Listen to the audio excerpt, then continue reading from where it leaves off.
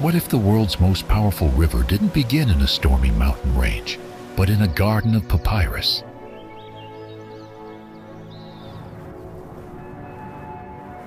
Did you know snow falls just kilometers from the equator, clinging to peaks that touch the sky?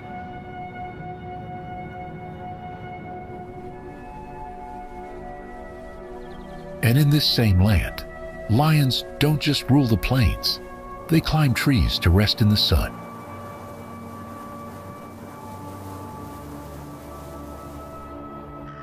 This isn't fiction, it's Uganda.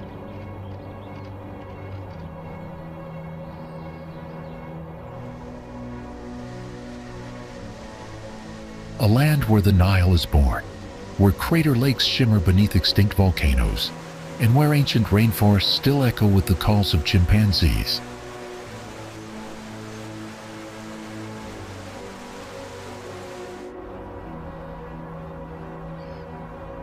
From the golden savannas of Queen Elizabeth to the misty peaks of the Rwenzori, Uganda is not what you expect. And that's exactly why it stays with you.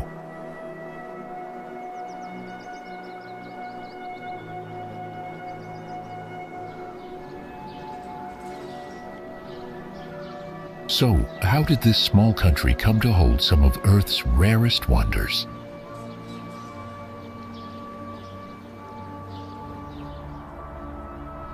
And why do travelers who visit Uganda never see Africa the same way again? Let's begin the journey.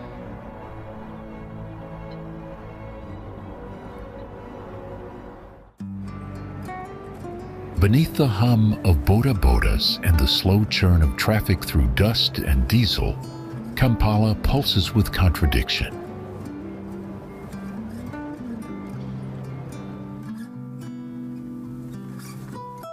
Once a city perched on 7 sacred hills, each echoing a different chapter of empire, faith, and resistance. Today, it spills far beyond those bounds, its heart stretched thin by the weight of dreams.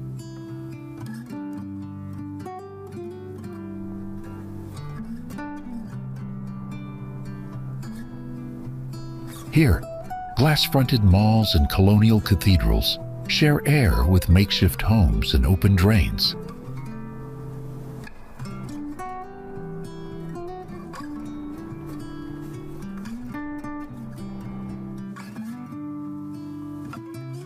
Coffee and cotton leave for distant ports, while the city wrestles with water it can't drink and floods it can't predict.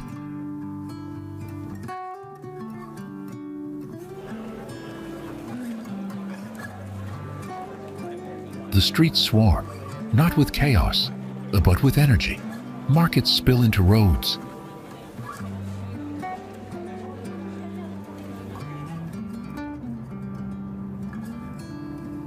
Taxi parks breathe like living creatures. Kampala doesn't move, it surges.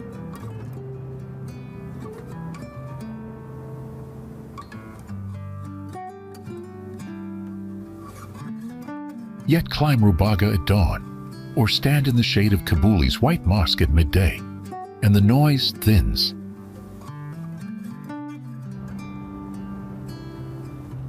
You begin to hear it, what the hills remember.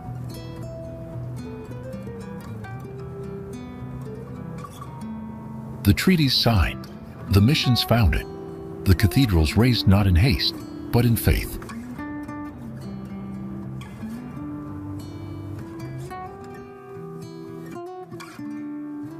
The weight of kingdoms, quietly buried beneath concrete and glass.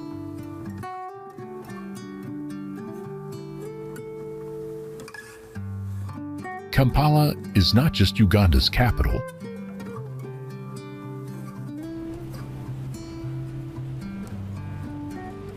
It is a mirror reflecting both resilience and rupture, heritage and hustle.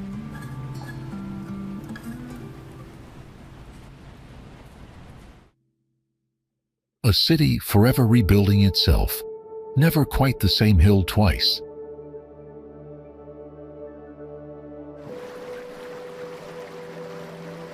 Now, before we move on to explore Uganda's breathtaking national parks, here's a fun question for you. Which legendary river begins its journey in Uganda?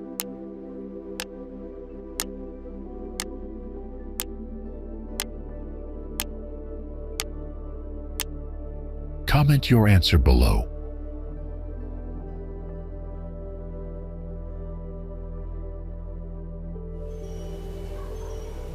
There are places on Earth that seem older than time itself. Bwendi is one of them.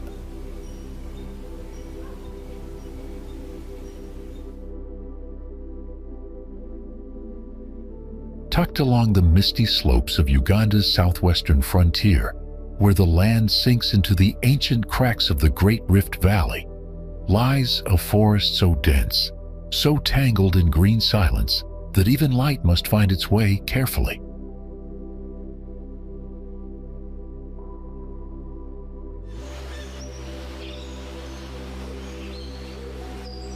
Here, where vines coil around time-worn trunks and morning fog, weaves through the canopy like memory. The forest keeps its secrets.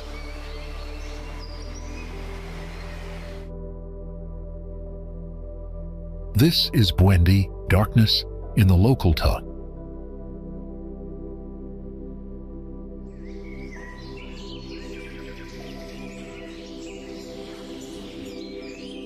A name not given lightly. For over 25,000 years, this primeval sanctuary has stood as a living archive of life, sheltering more than 400 species of plants, countless creatures that never left, and perhaps most revered of all, the mountain gorilla.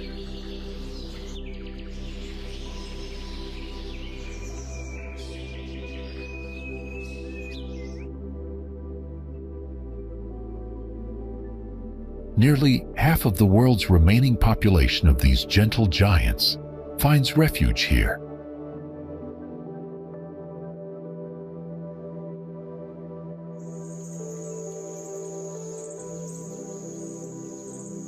To walk among them, to lock eyes with a being whose gaze seems to carry the weight of centuries, is not a thrill, it is a reckoning.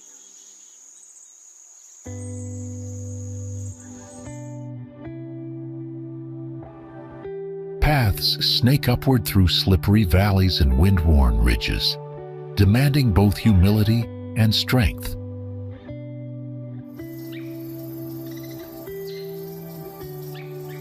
But those who persevere are rewarded with something few places on earth still offer: a rare and silent communion with the wild, untouched.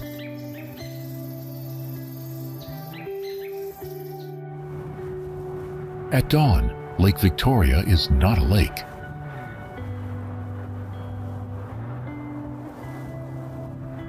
It is a mirror, vast, silver, and unbroken, reflecting a sky still deciding whether to rain or shine.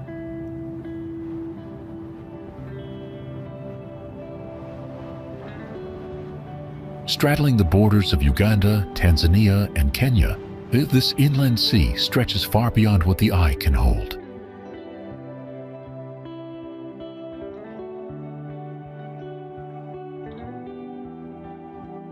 Over 68,000 square kilometers of water glisten across a shallow basin, carved gently into the high plateau of East Africa.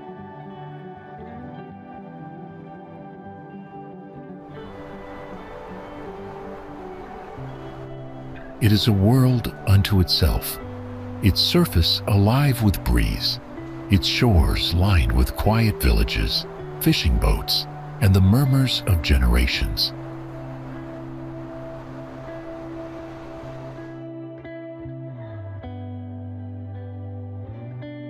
The lake was once known as Ukerewe, long before a British explorer named it for his queen.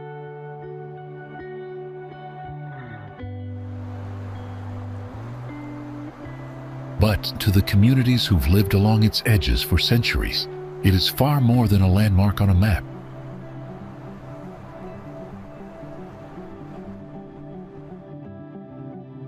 It is their source, their rhythm, their sustenance.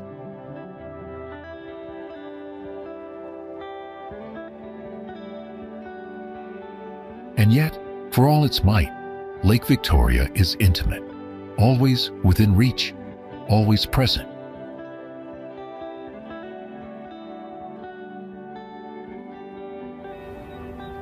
A reservoir of both the Nile and of memory, where stories drift with the wind and time slows to the pace of ripples against the shore.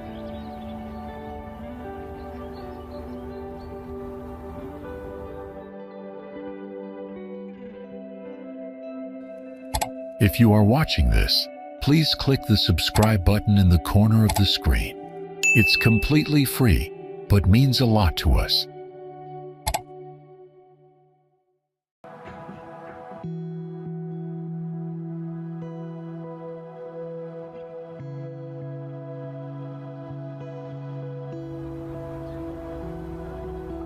In the far northeastern reaches of Uganda, where the earth hardens under the sun and the wind speaks in dust and silence, lies a land shaped by resilience, Karamoja.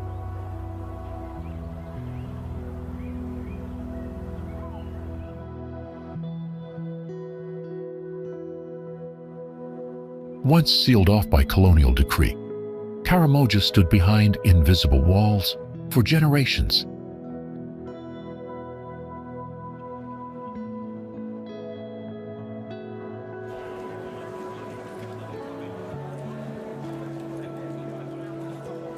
Its people, the proud Karamojong, lived on their own terms, herders of vast cattle herds, warriors by necessity, custodians of traditions older than any border drawn on a map.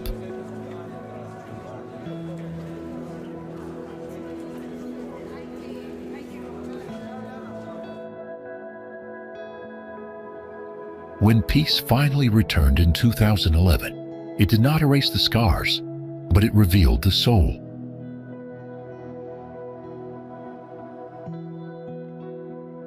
Today, the region rises, not just in recovery, but in quiet pride.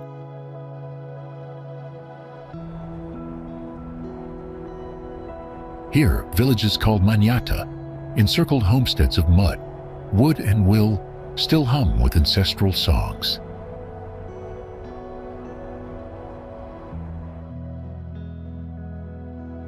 Men wear beads that speak of lineage, women dance stories into the dust, and fires burn through the night, with tales passed from elder to child.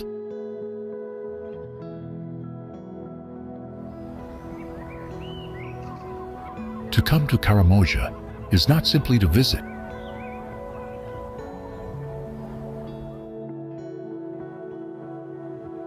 To listen to a culture rooted in the rhythm of hooves and drum beats, in body markings and vibrant attire, in ceremonies that outlast hardship.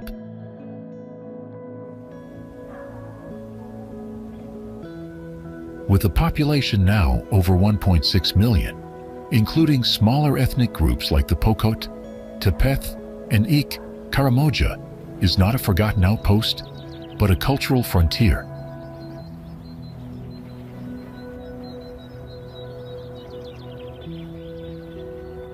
The name itself, Ekar Nyimor, the old men can walk no further, speaks not of surrender, but of arrival. Of a place where stories end and begin again.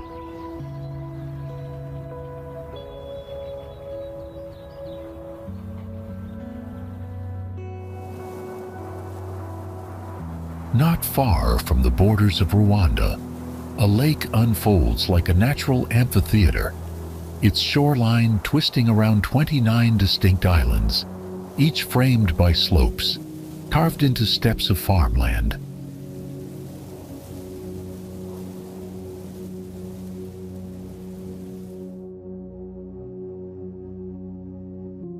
This is Lake Bunyonyi, one of Uganda's highest and most scenic lakes, sitting at nearly 2,000 meters above sea level.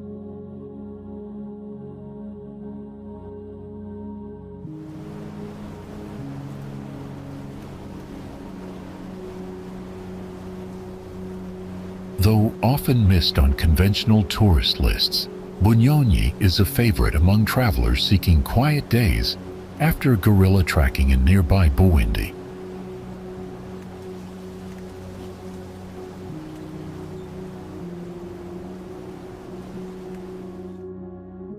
What sets it apart isn't just the view, it's the experience.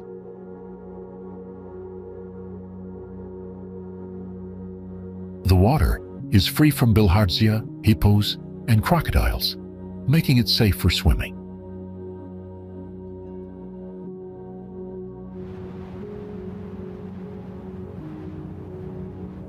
Local canoes glide between islands, offering close encounters with wetland bird life and daily lakeside life.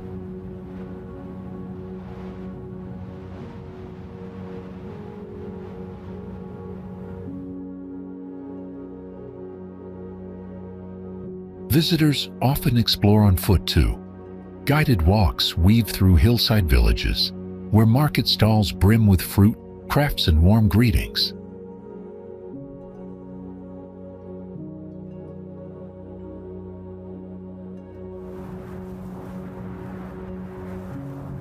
The climate stays cool year-round, with misty mornings and crisp evenings ideal for reading by a veranda, enjoying local crayfish, or simply watching the hills turn gold at sunset.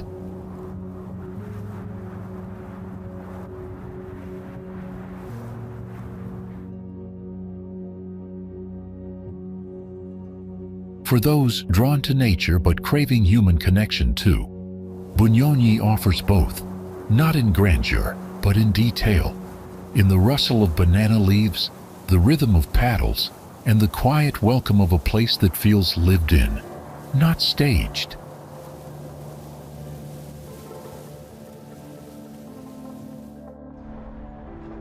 On the southeastern slopes of Kampala, Bugalobi stretches across its namesake hill with a quiet confidence.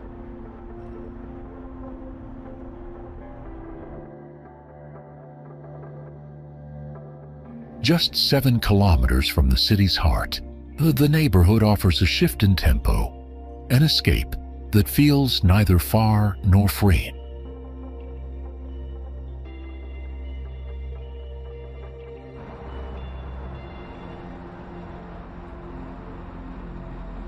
Mornings begin with the rustle of market stalls, where traders arrange baskets of fruit, colorful fabrics, and warm, fragrant street food.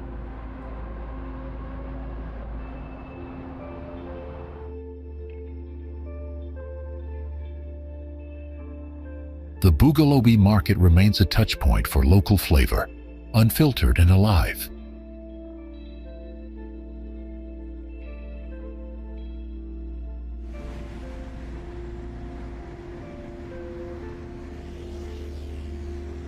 By afternoon, leafy roads fill with the hum of daily life, children in uniform, boda-bodas weaving through traffic, and cafes easing into the lull between lunch and dusk.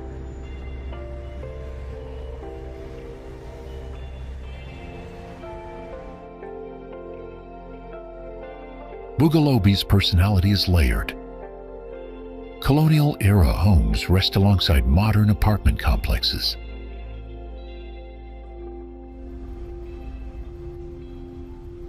Upscale restaurants and lively pubs echo just a stone's throw from quiet residential lanes.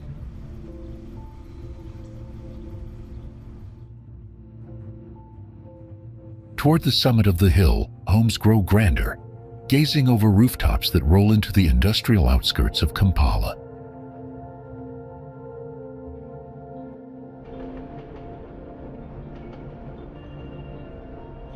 What sets the neighborhood apart is its balance, moments of stillness nested within a dynamic urban landscape.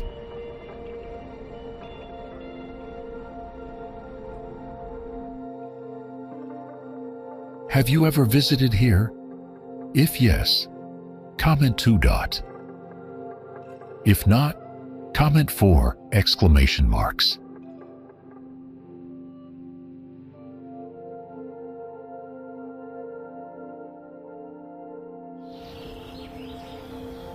Set amid Uganda's southwestern highlands, Kabale is a district shaped by altitude, mist, and memory.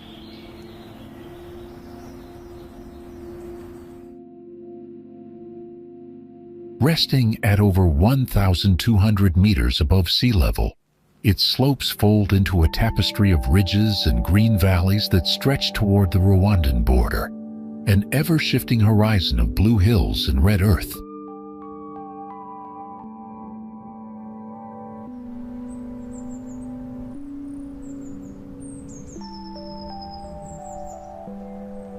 Resting at over 1,200 meters above sea level, its slopes fold into a tapestry of ridges and green valleys that stretch toward the Rwandan border, an ever-shifting horizon of blue hills and red earth. Locals call it Castone, borrowing from the Rukiga word Kabale, meaning small stone, a humble name for a place with such dramatic topography.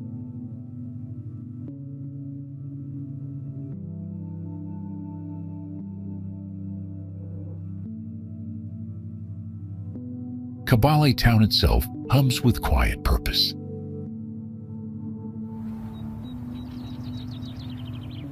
Universities, churches, and colonial-era structures sit alongside markets where produce overflows in every color.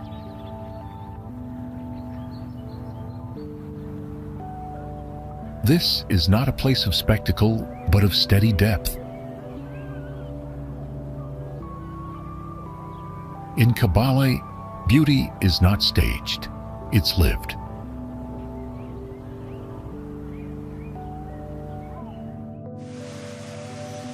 Before the Nile becomes calm, it rages.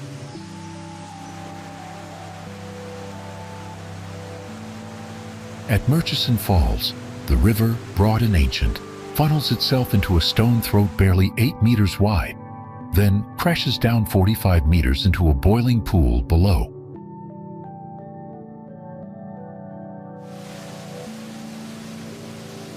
The sound is deafening. The spray hangs in the air like breath held too long. And the earth, it trembles.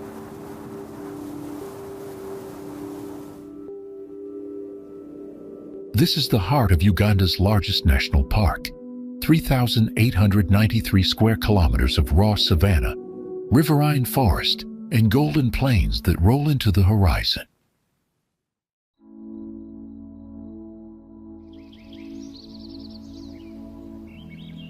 It's a place where elephants gather at the riverbanks like pilgrims, where giraffes step through tall grass with measured grace, and where crocodiles, massive and unmoving, bask in the Nile's aftershock.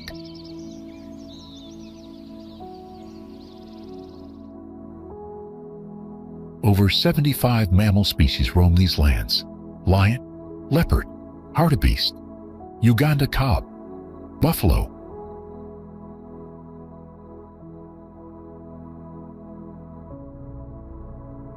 Nearly 800 chimpanzees dwell in the southern forests of Budongo.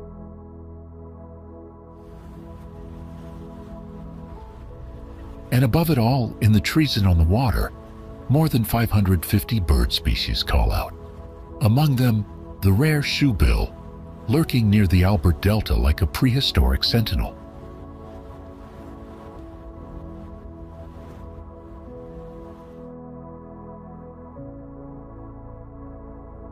You can approach the falls by boat, rising slowly against the current, past pods of hippos and flocks of fish eagles, or drive to the top and watch the Nile vanish beneath your feet.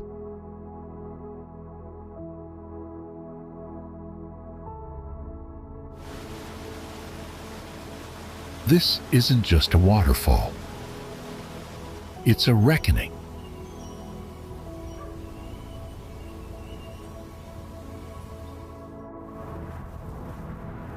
Far in Uganda's northeastern frontier, where the land grows wide and quiet beneath the sun, Kidepo Valley National Park rests in splendid isolation.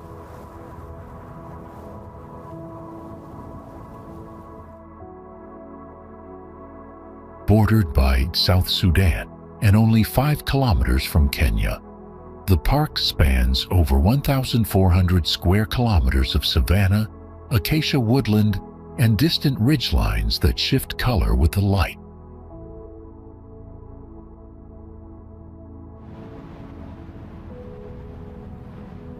First gazetted in 1962, it remains one of East Africa's last true wildernesses, untamed, unspoiled, and deeply alive.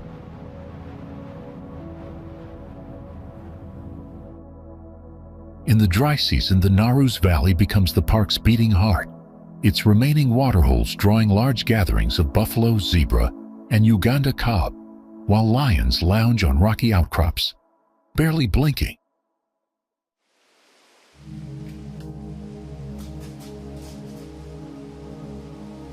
Elephant numbers have grown steadily here, from just 200 in the 1990s to nearly 1,000 today, and Rothschild's giraffes, once nearly gone, now move gracefully across the plains in recovering herds.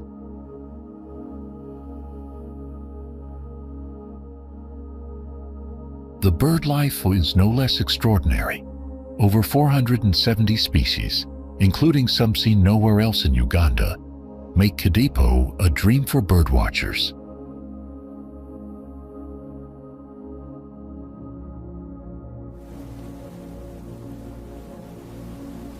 But wildlife is only part of the story.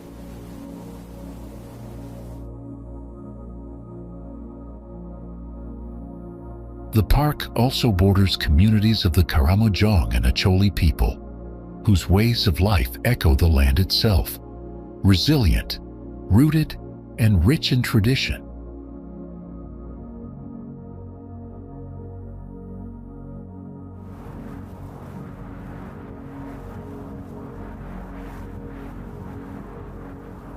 Visitors can take part in cultural walks, hikes through mountain valleys, and game drives that feel more like quiet pilgrimages than tourist outings.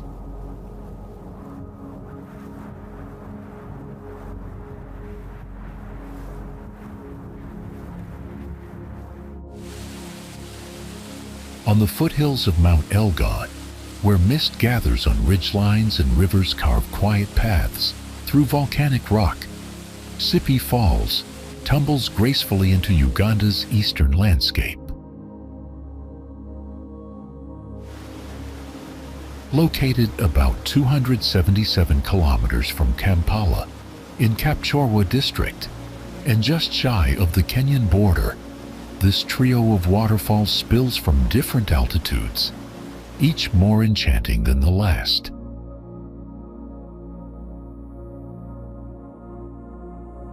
The highest, known as the Main Fall, drops 100 meters into a basin of wind and spray, often framed by rainbows that rise with the sun.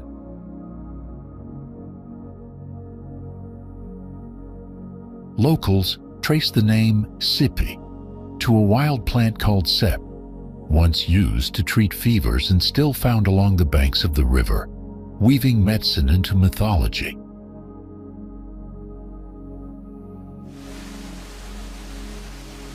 The surrounding slopes are cool and lush, stitched with Arabica coffee plantations and hiking trails that open onto sweeping views of Lake Kyoga and the Karamoja lowlands.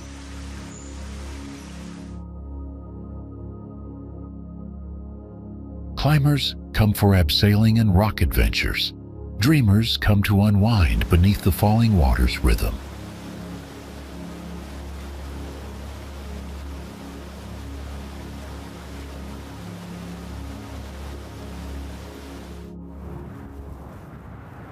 There are mountains that rise in silence, and then there are the Rwenzoris, which seem to emerge from mist and myth.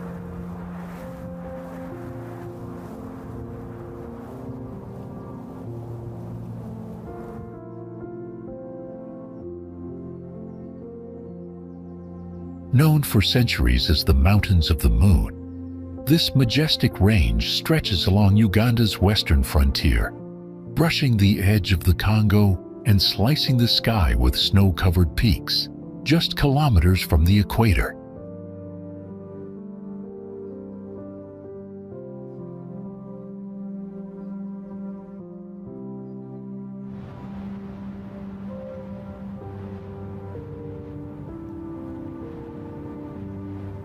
Formed not by fire, but by tectonic force, these mountains are the source of the Nile and a lifeline for the land below.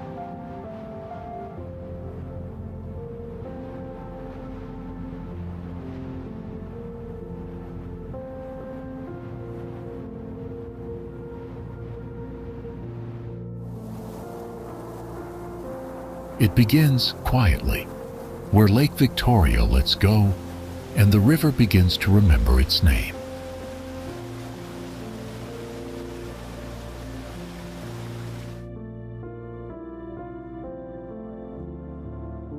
In Jinja, eastern Uganda, the Nile emerges from the lake in a gentle swirl, then gathers speed, carving its way northward on a journey that spans over 6,600 kilometers, all the way to the Mediterranean Sea.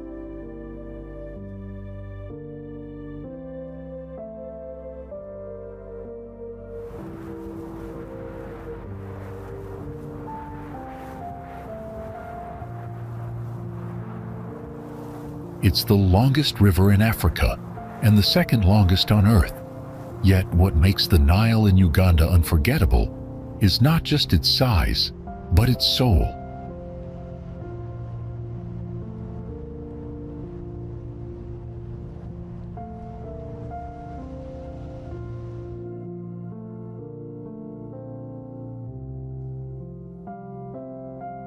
Along its early course, the river curves through lush gardens, craft stalls, and sacred monuments, including one marking the spot where Mahatma Gandhi's ashes were scattered.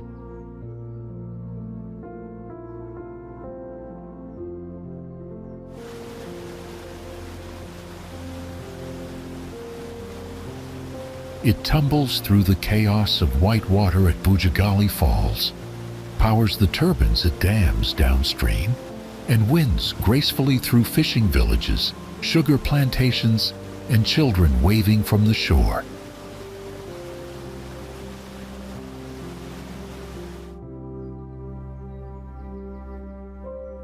In the north, the Nile gathers force and plunges through the heart of Murchison Falls National Park, roaring through an 8-meter gorge before bursting into mist.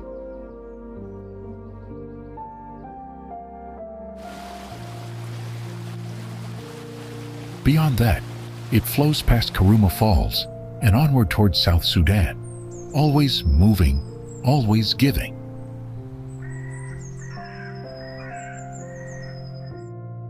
For Uganda, the Nile is more than a river. It is power, livelihood, memory, and motion, a ribbon of life that connects land, culture, and spirit.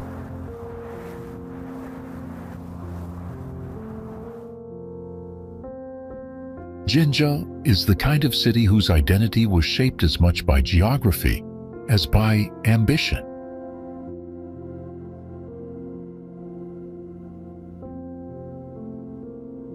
Sitting at the northern edge of Lake Victoria, just 81 kilometers east of Kampala, it is the point where the Nile begins its long journey north, an origin that has anchored both legend and economy for over a century.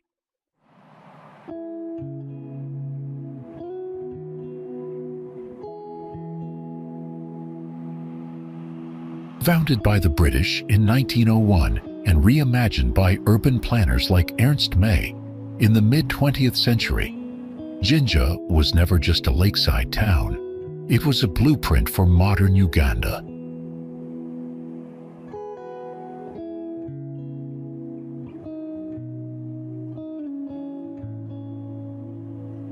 The completion of the Owen Falls Dam in 1954 submerged the original Ripon Falls, but electrified the city's future.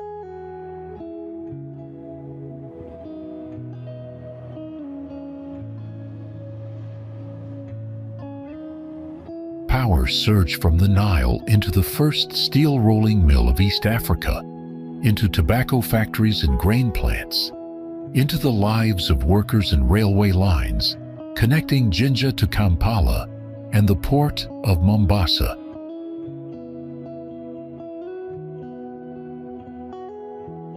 A second hydroelectric station, Kira, followed in 1999, reinforcing the city's role as an industrial heartland.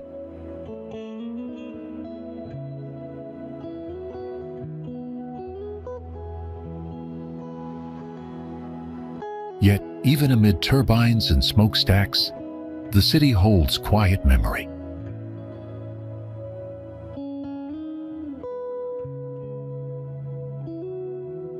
Its name, Jinja, comes from Ejinja, the stone, spoken in both Luganda and Lusoga, a reminder of the rocks and rapids that once defined the landscape before the dams arrived.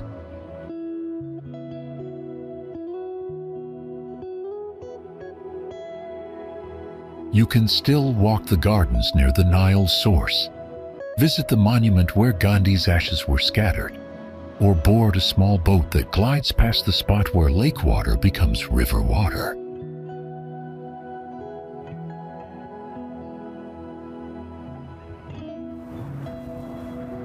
The Sese Islands drift like a forgotten chain across the northwest corner of Lake Victoria, scattered over quiet water and touched by wind.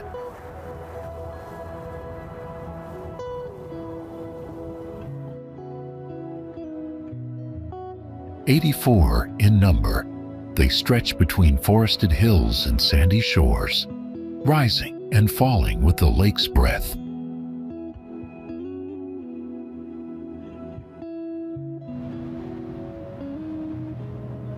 Cut off from the mainland, untouched by urgency, Sese feels less like a destination and more like a gentle escape from time itself.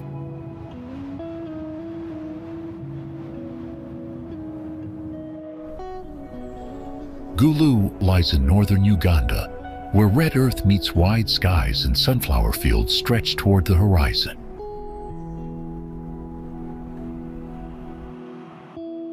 Once marked by war and displacement, the town has rebuilt itself into a thriving commercial hub, where banks, schools, and markets now hum with daily life.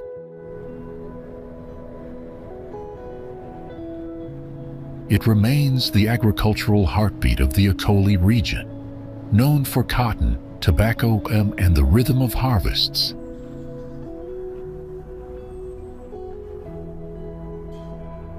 And beneath its modern surface runs a quiet current of resilience, a place that has learned not just to endure, but to grow.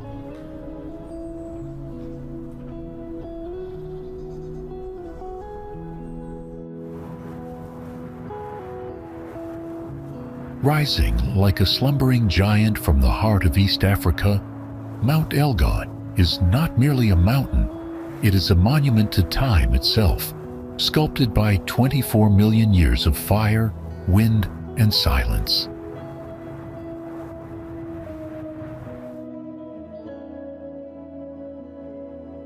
In the folds of its forests and the whispers of its wind, the Bajasu people still hear the voice of their ancestor Masaba, a name that breathes life into every trail and every stone.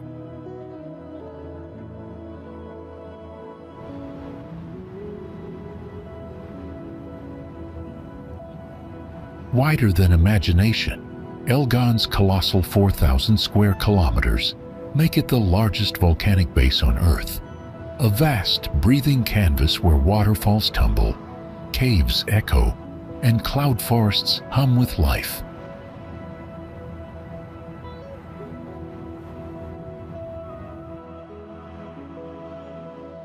Nature is layered like poetry.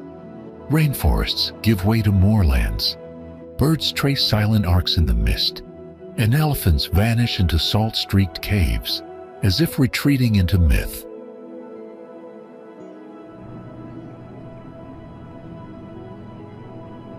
Unlike the towering triumphs of Kilimanjaro, Elgon offers something quieter, more intimate, a slow unfolding of wonder where the journey is not about the summit, but about what you discover along the way.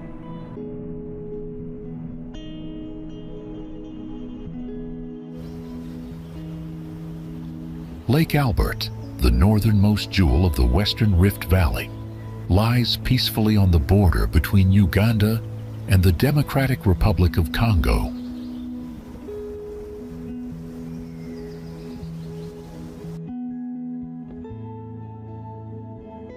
Surrounding communities rely heavily on fishing and small-scale farming, though many still lack access to clean water, proper sanitation, and adequate health care.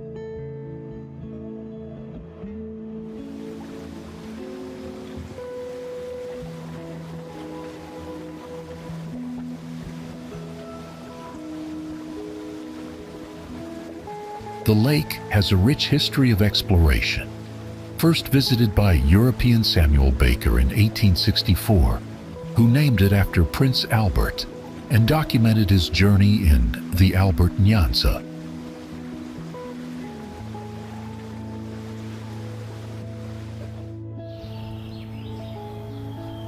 The Uganda Highlands form a vast mountainous region, stretching across both eastern and western parts of the country, with elevations ranging from 1,000 to 4,000 meters.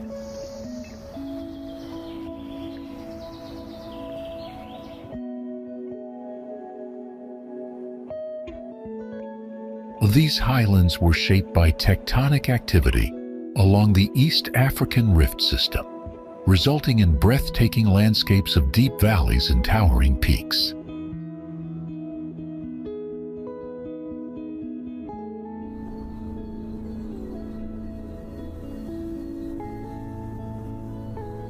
The western section features the majestic Rwenzori Mountains, while the eastern highlands are dominated by the volcanic Mount Elgon.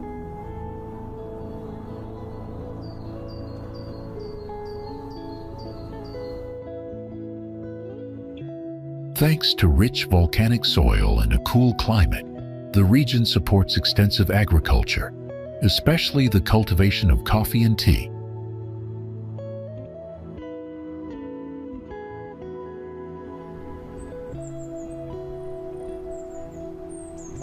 These fertile highlands contributed to Winston Churchill's description of Uganda as the Pearl of Africa.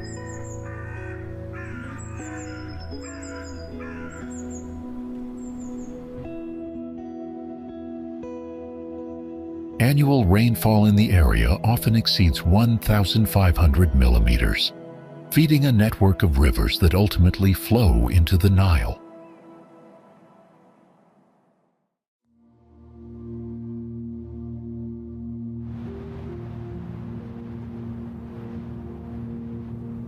The high elevation also creates unique microclimates, with temperatures dropping significantly during the night.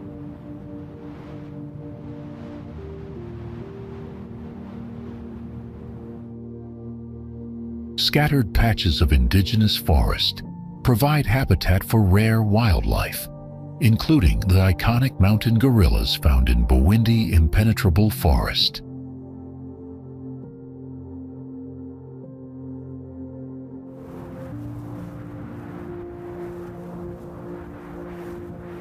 Hillsides throughout the region have been carefully terraced by small-scale farmers, forming a scenic patchwork of green fields.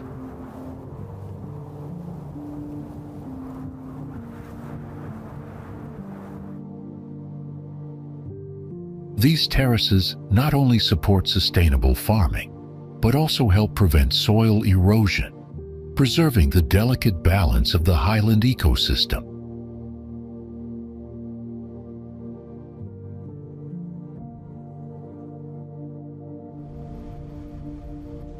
Bukasa sits quietly on the edge of Kampala, offering a calm escape just minutes from the city's liveliest neighborhoods.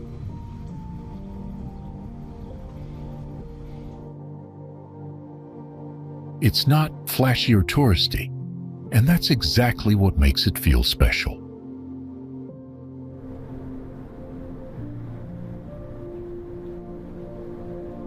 One moment, you're weaving through local markets on a boda.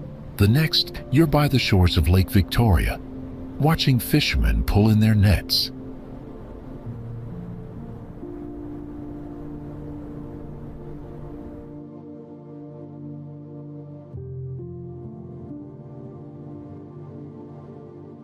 Just up the hill, Muyenga's Tank Hill delivers sweeping views of Kampala. Bring your camera, or better yet, just take it in.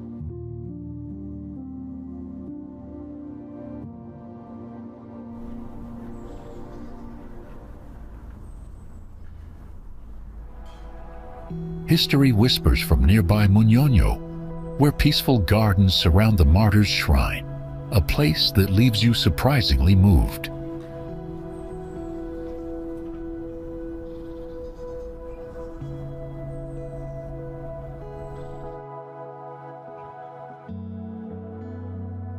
And when you're ready to crash, Bukasa welcomes you back with quiet streets, cool breezes, and the sound of crickets.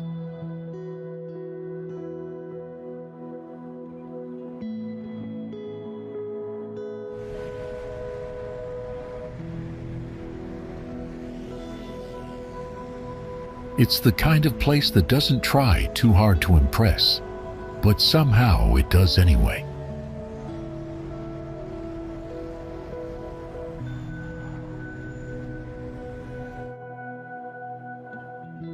Stay a little longer than you planned. You'll see what I mean.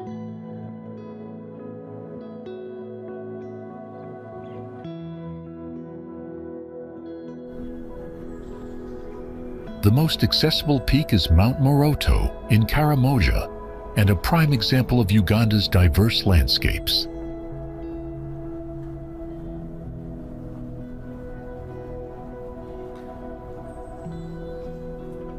Mount Moroto, located in eastern Uganda, is a striking peak in the eastern Rift Valley, known for its rugged beauty and the challenging treks it offers.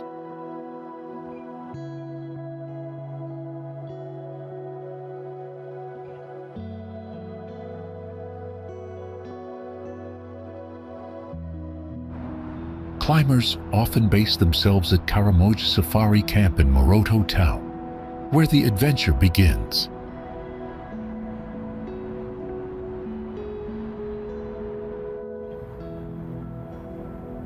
It straddles the equator, stretches between two Great Lakes, and holds within its borders a river of elephants, birds, and memory.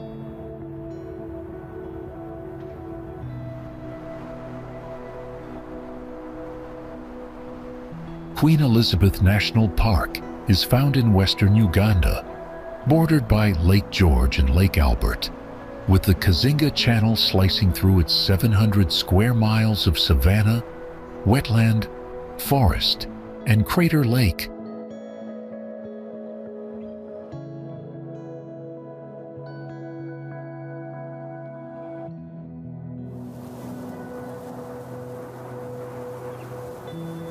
The name changed in 1954 after Queen Elizabeth II visited, but the land had long been known for its density of life and its deep connection to the people who live near it.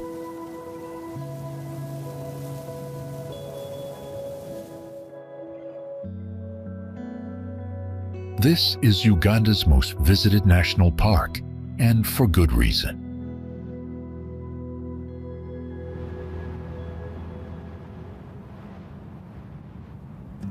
It's home to over 95 mammal species, from tree-climbing lions in Ishasha to hippos lining the Kazinga Channel.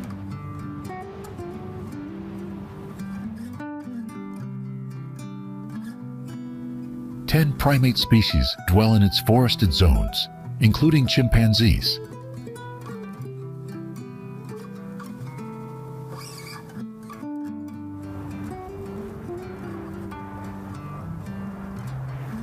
And for birders, it's sacred ground, 618 species recorded, the highest count in Africa and 6th in the world.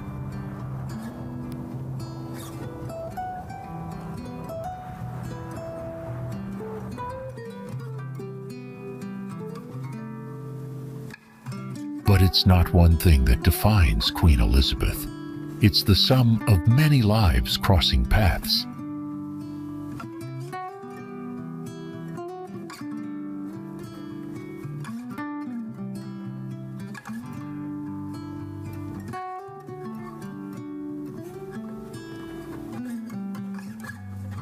the sun sinks low over the Nile, turning its surface to molten copper as fishing boats drift past stands of papyrus.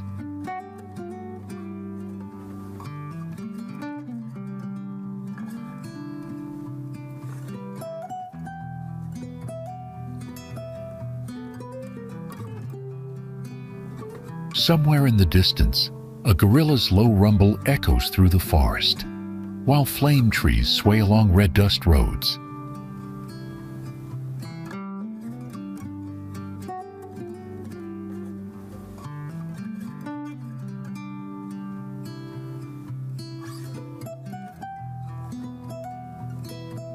This is Uganda, not a postcard, but a living canvas, painted fresh with every step you take.